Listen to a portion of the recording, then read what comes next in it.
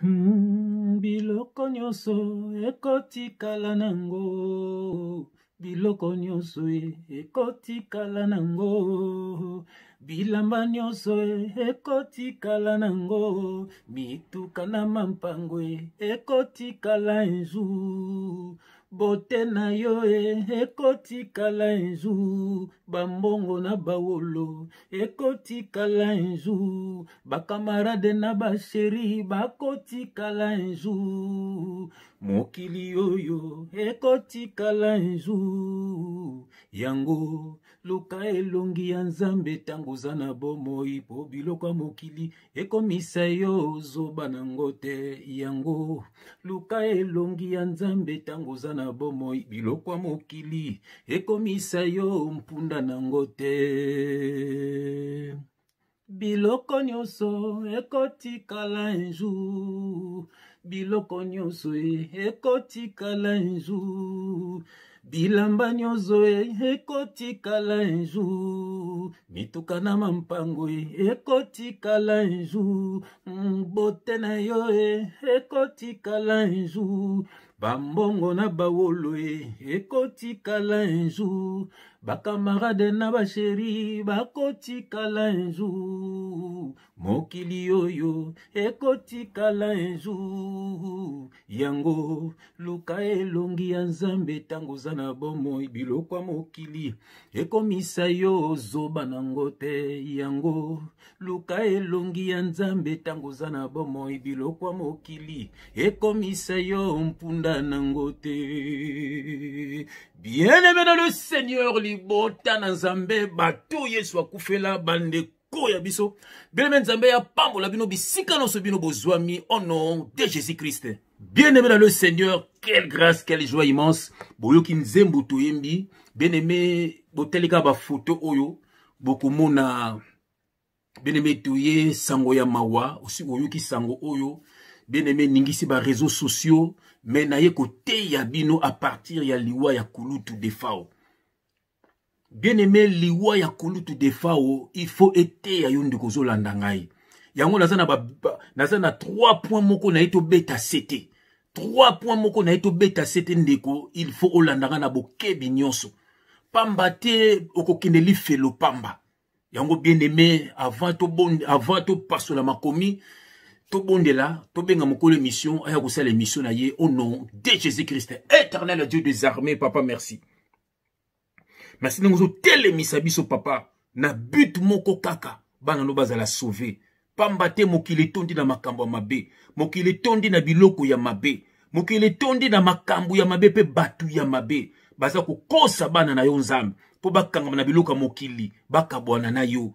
Oh papa, mingi bakomona li felo. Pambate bakangam na biloka mokili babose ni koluka longi ya Nzambe yango zo tinda biso papa bana no bakabona na biloka mokili bakabona na batu ya mokili bakanga makaka na yo poso kuliwe kuti bango babikisa milimo na bango papa message yo Nzambe ebikisa bano ya yo que le Saint-Esprit parle pour l'édification de ton peuple. Au nom de Jésus-Christ, nous avons ainsi prié et nous disons Amen. Ah, bien aimé, on s'en adresse bien. Awa, pembe na pembe. Vérité de very. Révélation de reva uniquement pour na bateau Yesu akufela. Ben monsieur Yesu akufela yo, okolanda kaka Jésus-Christ.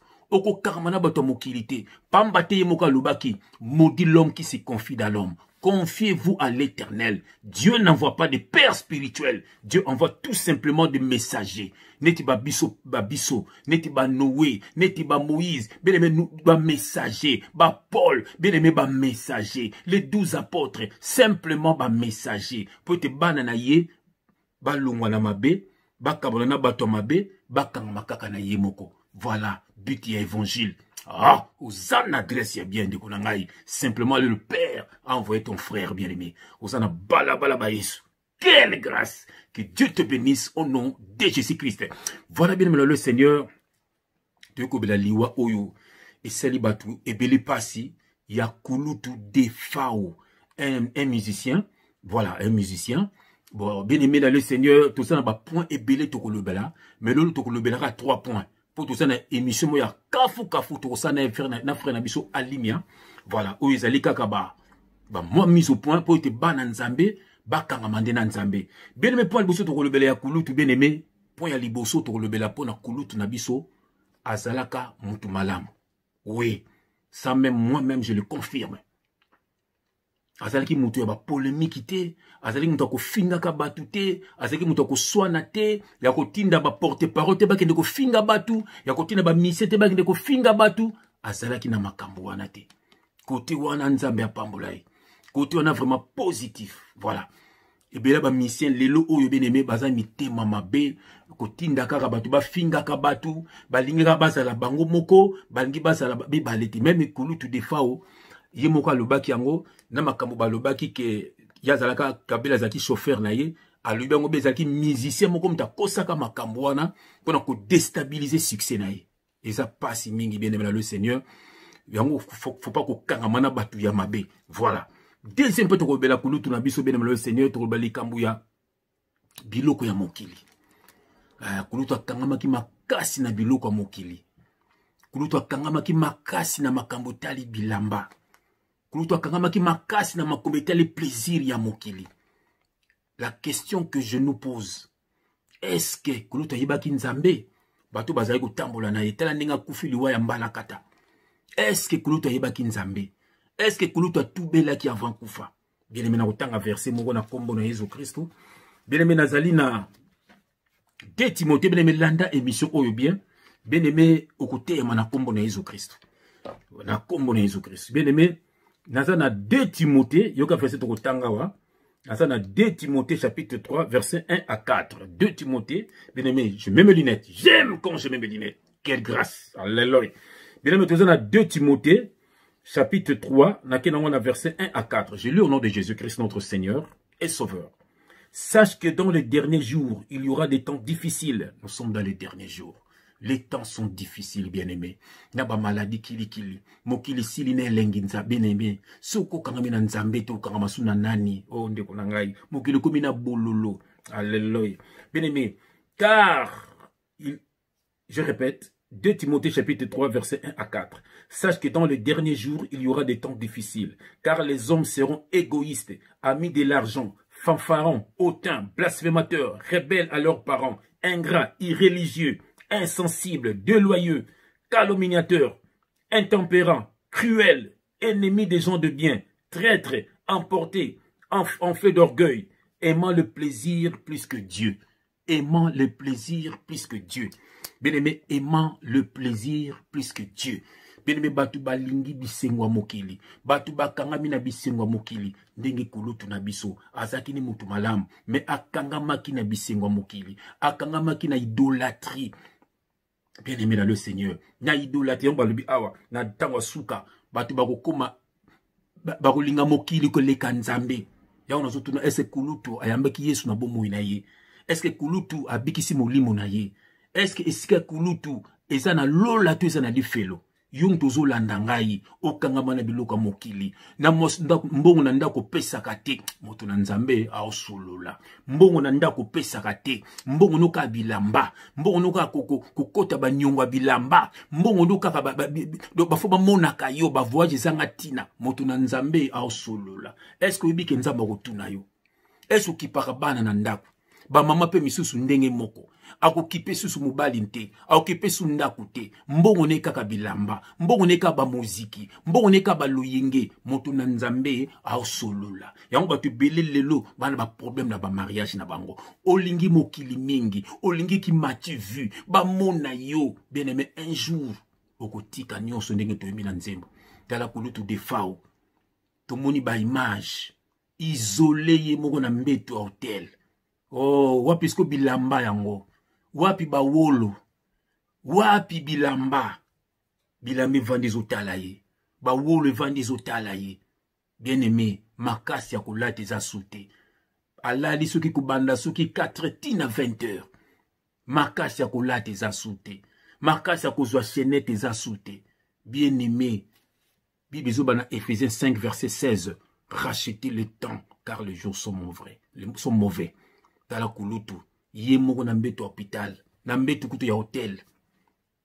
Bien aimé, tala bien aimé, na ndenga ko kata motema ndeko na ngai yo mtulula biloka mokili un jour bilambe kozala pembeni me ko kolata ngote chenette no eza pembeni moyo simba ngwa to lata ezate soko yebaki Yesu te ndeko lingaka bilamba poko lingaka Yesu bongo te ndeko lingaka mbongo koluka mbongo za pre ko boma batu pona mbongo poko lingaka Yesu bongo te un jour ba ko kabwana na yango boboma bamso baboma ba membre ya famille bamso baboma ba camarade bakola na bango bamso baboma batu na vie na bango po basumba ka bilamba cher po bete basumba mituka ya talo po te basumba bandaku ya talo po te bayemba bango na banzembu po te bazala ba star mingi bosala mabebele na mokili un jour okabona na biloko ngo okabona na yango biloko bomela batu vie na yo siko sor na yo kusuka wapi na lifelo ndeko na ngai bomoni kulutu defao beneme pesi na pasi na mawa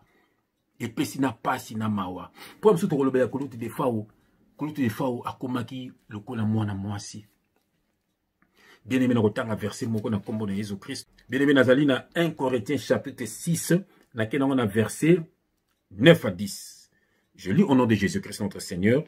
Ne savez-vous pas que les injustes n'hériteront point le royaume de Dieu? Ne vous y trompez pas, ni les débauchés, ni les idolâtres. Idolâtrie. Bilamba, donc idolâtrie au Saranate. Les idolâtres, les adultères, les efféminés, je répète, les efféminés, ni les homosexuels, ni les voleurs, ni les cupides, ni les ivrognes, ni les outragés, ni les ravisseurs n'hériteront le royaume de Dieu. Bien-aimés dans le Seigneur, te kofinga kulutu te naza na manda kofinga kulutu te nga nazo te yandi liloba bo confondre te nazo ba kuluta komaki botalaka photo kuta komaki efféminé bien-aimé bible so ba efféminé ba kokota lola te mobali nyonso bien-aimé soko monika okomi kokanga basuki okomi kotia ba crayon okomi kotia ba rouge à lèvres okomi kotia biloko matoi ndenge biso tozalaki tia na esprit na yo sirène des eaux aza déjà kati na yo oza déjà possédé. Il faut oser délivrance. Neti mwana mwasi omuko mwana mobali, omukata suko mwana mobali, okona moko mwana mobali, omolinga pe bana basi lokwa yo. Oza déjà na esprit ya sirène kati na yo. Le diable est déjà za kati na yo. Voilà. Tia na esprit na yo okeli felo. Nzamba erreur te. Ba mame bele bobota bana ben féminin. Osaka nini na zemi na yo. Osaka obimaka na nani na vie na yo un jour. Nde sirène ya kovanda kati na yo. Yango bano maman boza na bana baza ben féminin au moins naza homosexuel luka elongi nzambe sambela pona ye me uli mwana elongwa poko ke lifelo po diable nda vandi kati na ye pomoni kulutu akomaki efféminé makasi via kulutu ngana yebite na yebi ke to betene concert moko to longwa ka quartier latin kulutu pe ba mise ba kimaka in États-Unis alors kulutu azaki na concert moko na Luxembourg na yebaka ba benga biso tokende ko accompagner tokona ko accompagner kulutu to longwa ki quartier latin ngai ami nanga Depicho na ami nanga César Loboko tokuta to ke ko accompagner kulutu na Luxembourg concert on ezalaka somo même yemo razo ba mais tout ça la mouvement yemo ko grand danseur biso trop ba grand danseur donc na public ezalaki émerveillé ba tout beau ça la orchestre bo kitaka kin voilà très sympa toujours CK donc très sympa. Voilà, kulutu. Donc, côté wana na yebi bongo. Mais côté kobala, kulutu bala kite, na yebi tinate, tu ba spéculation kaka de gauche à droite, yo kaka banda kala, mais toko lo bango te pour la preuve nangote. Voilà, otozo lo bakaka ke, kulutu kome kukanga basuki, kulutu kutala mwana mwasi penza. Alors, ils ont dit mouli moi sirène kat na kulutu. Ok, kulutu c'est un bel homme, c'était un bel homme. Alors, ceux qui déjà seraient na koti kati na yo, soit au coma homosexuel, soit au coma na sperme moi na moi si. Alors, ceux qui sont homosexuels, ils n'ont yebite. Na kolo ba makambo ngana yebite. Non. To yo kaka ba makambo gauche droite, mais ba proche na ba yebi, mais biso yebite. Biso to belande aspect le quoi moi na moi si, eza ba beming pour na moi na mobali. Aspect pe ya moi na moi si, comme quoi moi na mobali, eza ma beming bible ba féminin, ba homosexuel, ba ko mona nzambete. Alors ndeko longo zolanda ngai na basuki akokanga na biloka matoi yo mwana mobali tia na mutu na yo mami wataza deja kati na yo soko kufi bongo okeli felo ere yango yo kabwana na yango. Éphésiens chapitre 5 verset 16. Rachetez les temps car les jours sont mauvais. Ndeko nangai longola qui est féminin. Longola yango. Biso pe to salaka bongo. Menza masala biso grâce to longola bloka matoi to tika ba tchokola to fungola ba soup to koma mibali ba bokar en Christ. Un véritable homme. Quelle grâce. Hotel oyo nanda ko monique oui mobali yeyo mosi yeyo. Ndeko nangai nzamba salo grâce. Longola qui est féminin. O ta ya lelo eza makamba ta ya lelo te. O kozala kozape misi la tite ke fo kangasuki. Non. Ba misi ba se belé ba sa ko makambo wana te. Ezaka vague moko boyaki, allez, ba sirène des eaux, ba profiter ko kote na ba nzoto abatu. Basi mwana mwasi tikala mwana mwasi, mwana mobali tikala mwana mobali.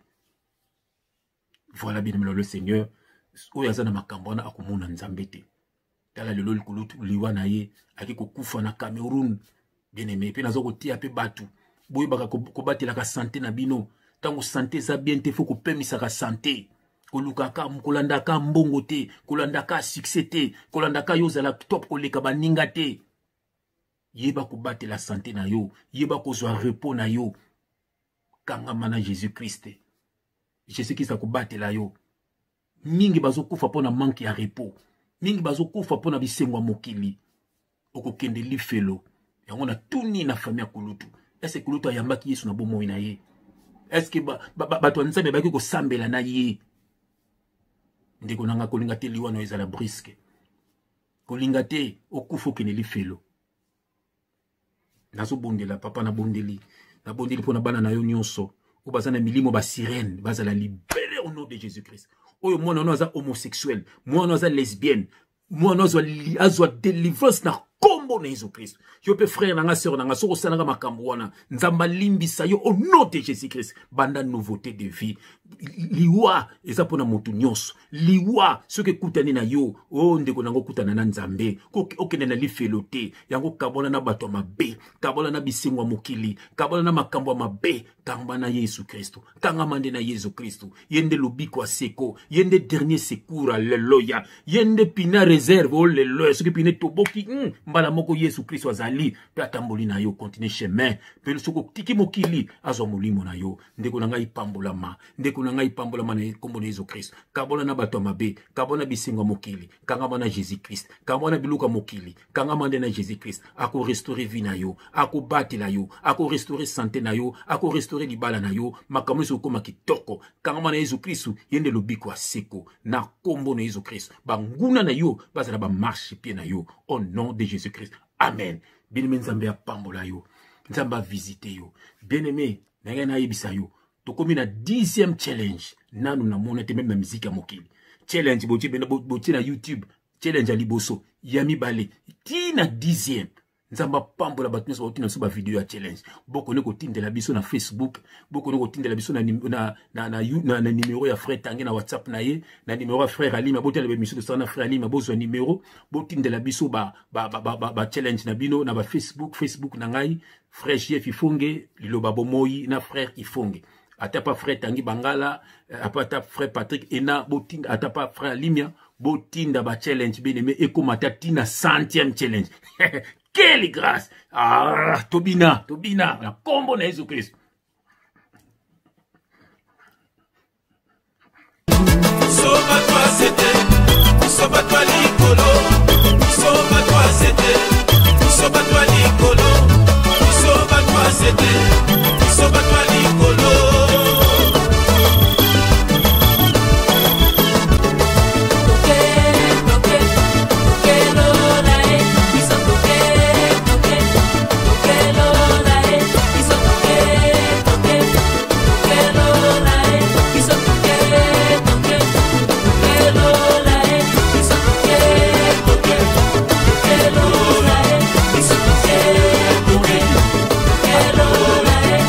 Congolais nyonso tu ba il faut batala la site nini. Ah, soko ozali congolais ya solo e sengeli otala bobele Congo dialogue. Congo dialogue? Tembete. Ozasi. Soko ozali congolais ya solo okokiko zanga mokolo moko te e sengeli otala bobele Congo dialogue. Oyeba makambo mazali koleka kuna. Donc www.congodialogue.com. Soko za congolais ya solo yango papa wana kunze talobi yango faut kotalaka tina Congo dialogue tina yango ngai pe nayebaka makambo makolega kuna nabosana te otalaka mpe kaka Congo dialogue tembe te ya soki ata nazali congolais so ata bamindele bakoki kotala congodialogue.com